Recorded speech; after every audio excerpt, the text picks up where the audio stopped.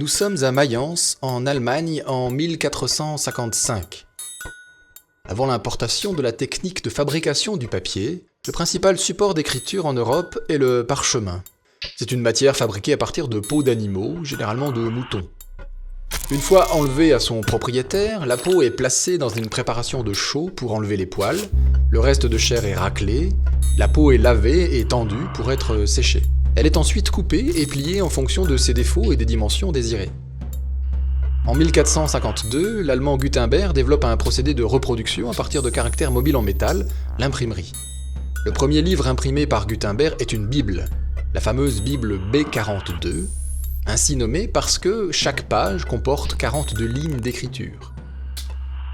Sur les 180 exemplaires imprimés, 150 le sont sur papier, mais 30 sont imprimés sur vélin. Le vélin est la qualité supérieure du parchemin, très blanc, très fin et presque translucide.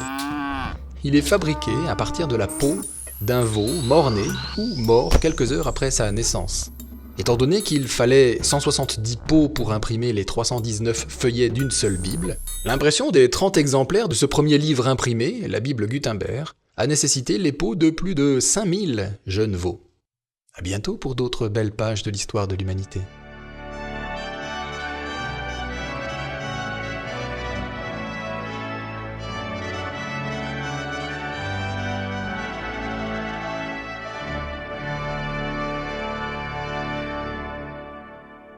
Quand Harry Potter prépare ses fournitures scolaires pour aller à Poudlard, il achète du parchemin et des plumes d'oie. Les élèves de Poudlard utilisent du parchemin pour rendre leurs devoirs. On pourrait considérer qu'ils utilisent en moyenne 10 feuilles par semaine. Les sites de fans estiment à 280 le nombre d'élèves à Poudlard, répartis dans les différentes maisons. En comptant 36 semaines de cours et en sachant qu'on peut extraire 4 pages de format standard d'une peau de mouton, on pourrait en déduire qu'une école comme Poudlard consomme 25 200 moutons par an.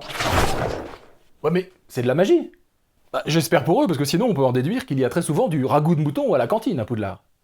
Si le papier est une invention venue d'Asie, l'impression avec des caractères mobiles existait déjà en Corée au XIIIe siècle. L'invention de Gutenberg et de ses associés a été surtout la conjonction d'un certain nombre de techniques, comme l'alliage utilisé pour les caractères et la fabrication d'une presse à bras, qui ont permis réellement l'apparition en Occident de cette technique d'impression. 20 exemplaires complets de la B42 ont traversé les siècles jusqu'à nos jours, sur les 180 exemplaires imprimés en 1455. 6 de ces exemplaires sont sur vélin. La British Library et la BNF ont eu la bonne idée de numériser leurs exemplaires, ce qui fait qu'on peut comparer en ligne les exemplaires sur les différents supports, vélin et papier.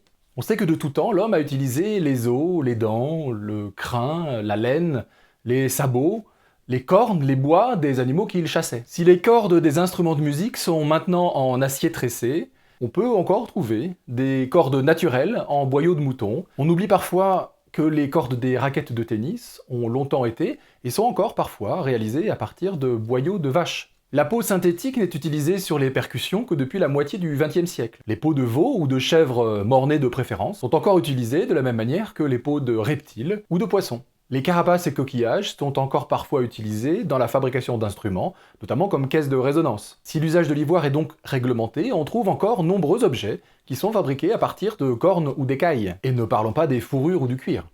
Un palimpseste désigne un manuscrit qui a été gratté de manière à être réécrit. Cette forme de recyclage était en usage entre le 7e et le 12e siècle. Il faut dire que le parchemin était un support très cher. Les copistes effaçaient donc des textes qu'ils considéraient comme de moindre intérêt pour en copier de nouveaux. Un incunable est un livre imprimé en Europe entre 1455, date donc de la publication de la B42, et 1501, première année du siècle suivant. C'est donc un nom qui qualifie les premiers livres de l'impression européenne. On considère qu'à l'heure actuelle, il reste un peu plus de 30 000 incunables conservés pour la plupart en Europe. Merci pour votre attention, je vous dis à bientôt pour un nouvel épisode de Horror Humanum Est.